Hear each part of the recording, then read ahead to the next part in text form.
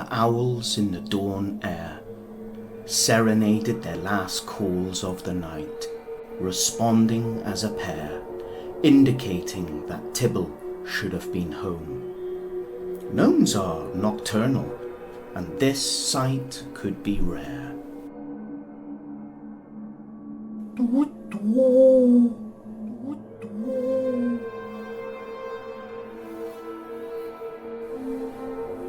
Just past a few more trees, and the boulder that covered the entrance he sees.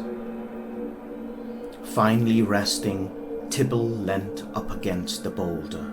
Taking a deep breath, he thought, I can take care of myself now that I'm older.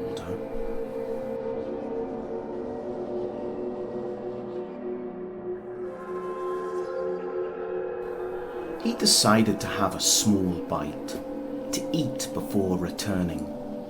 The break of dawn started to stretch through the sky its wings of light. Mist clung to the guzzling river. A cold, damp morning mist oozed from the trees with a glimpse of ethereal sprite.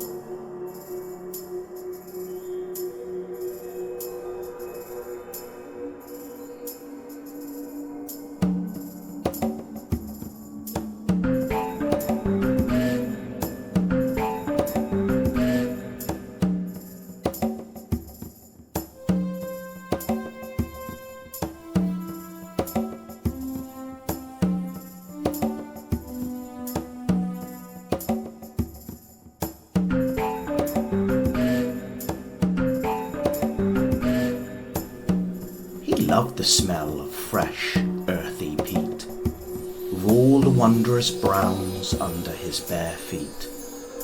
Heather wildly grew, with its lilac and purple hanging bells.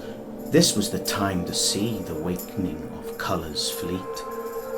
For night puts asleep such vibrancy, in dark blues so discreet. And now it was for him to meet.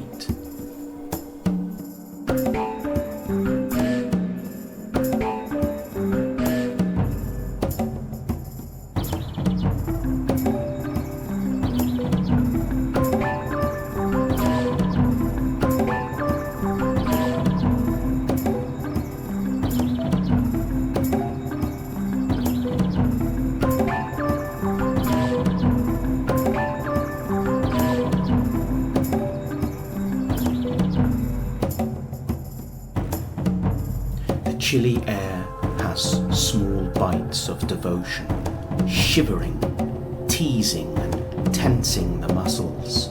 Indeed, it was as if Tibble could see the wind with its teeth, wide blustering, 'tis bitingly cold.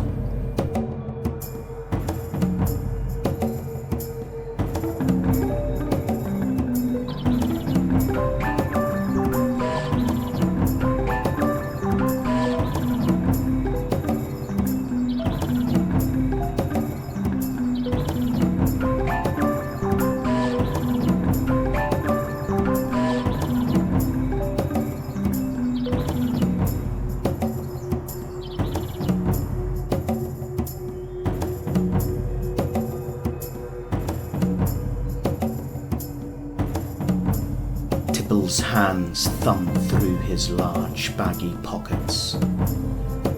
You would think a thief, as he rummaged through all his junk, and then he pulled out a small parcel wrapped in a large, tough leaf, folded and tucked to keep the contents fresh.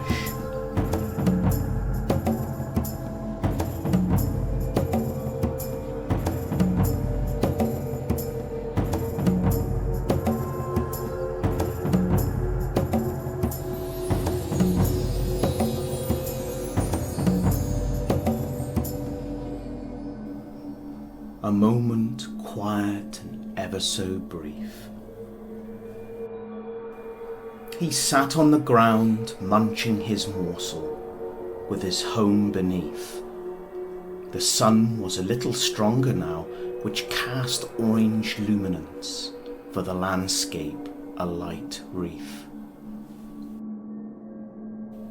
The rocks are renowned to be under the gnome's command, but only by the sounding of an animal horn that hung around his neck, ready at hand. Though he has not blown it at dawn, would it bring attention across this land to this vulnerable small creature? Everyone thinks he is a statue on the lawn, too idle stand. Tibble took another deep breath, his lips gently applied, and blew lightly therein. A bellowing of a fluted bass resonated.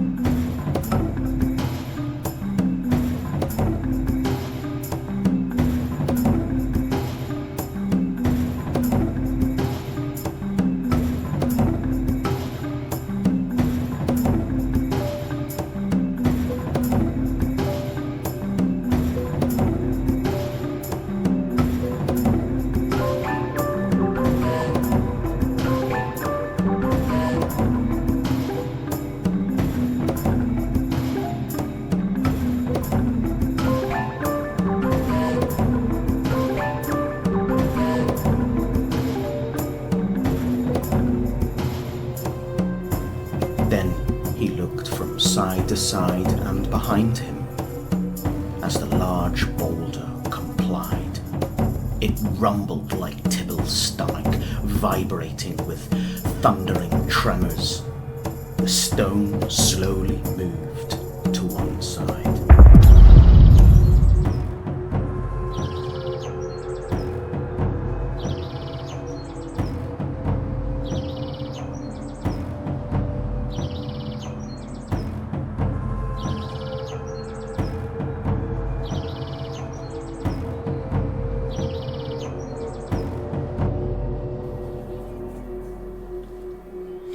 Then thoughts of his chamber, with his calling bed to confide, echoed his name from the deep tunnels where the gnomes abide. Tibble hesitated with another duke around before entering therein, which is a place to hide. His silent treads as he disappeared down, following the fellow gnome's snore.